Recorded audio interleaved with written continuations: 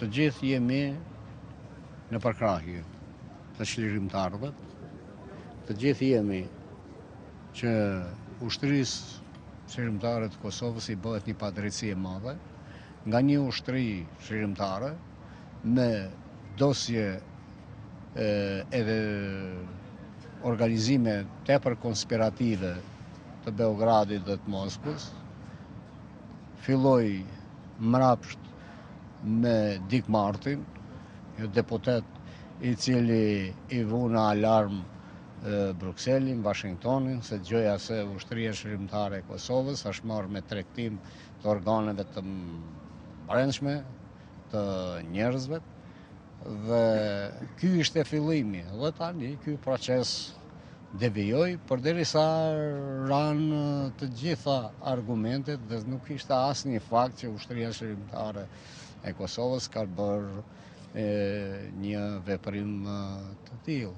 Kështu që sot ne jemi në kërkim të drejtësisë dhe besojmë që drejtësia në fund do të vendosë drejt. Ushtria çlirimtare e Kosovës ka qenë një organizatë çlirimtare, ka qenë një organizatë e cila ngushtë ka punuar me NATO-n, me Amerikën, me Europën dhe ne ju jemi mirënjohës si Amerikës, Evropës, NATO-s, ne lirinë e fituam me gjak, por shlirimin me aleat, e thot që na ndihmoi Amerika, Europa, NATO, sepse lufta jonë ishte e drejtë. Ne kemi respektuar të gjitha konventat ndërkombëtare mbi luftrat dhe nuk mund të vendoset një barazi midis agresorit deri në shfarosje të shqiptarëve të Kosovës dhe të çlirimtarëve. Kjo po shihet hapur, thot, dhe ne kërkojmë që drejtësia të vendoset në vend. Zoti Ahmeti, çështje pak ditësh pritet që mbrojtja e disa prej ish-krerëve të UÇK-s në Hag të përfundojë. Në lidhje me këtë kisha dy pyetje. Sa realiste është pritshmëria që ata të lirohen? E para dhe e dyta, nëse do të jepte një dënim për ta, çfarë do të thoshte, çfarë do të sillte? Unë s'dua të flas për dënim pse të dënohen njerëzit që kanë luftuar për lirinë e kombit të vet. Dhe unë pres që drejtësia të vendos drejt dhe sa më parë të shpallën të pafajshëm dhe të kthehen atë unë e tyre në familjet e tyre. Protesta sot, takimi, nëse mund ta quajmë sot, bëm bashk gjithë shqiptarët apo jo? Si shihni, si mund ta përshkruanit këtë? Këtu tani jemi në sheshin Skënderbe,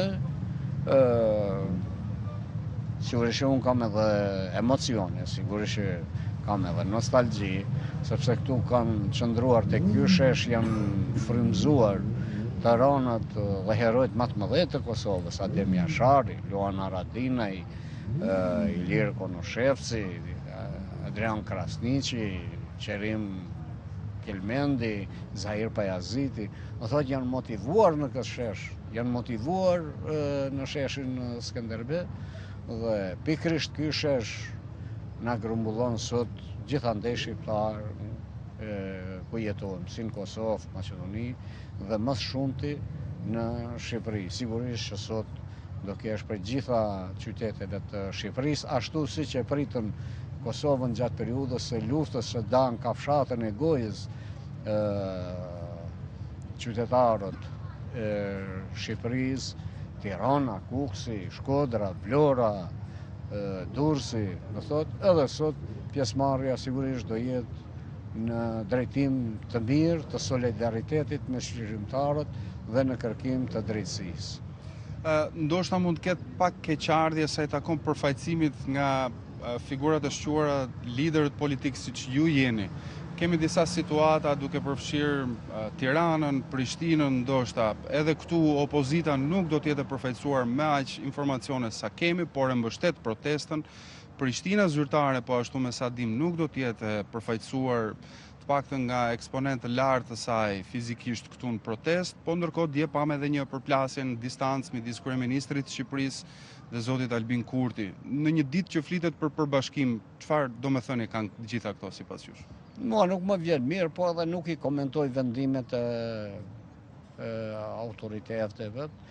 Kjo është një protestë mbar kombëtare, nuk ka të bëj as me politizim, as me partizim, është vendimi i shoqatave të dala nga lufta, thirrja u është bërë të gjitha subjekteve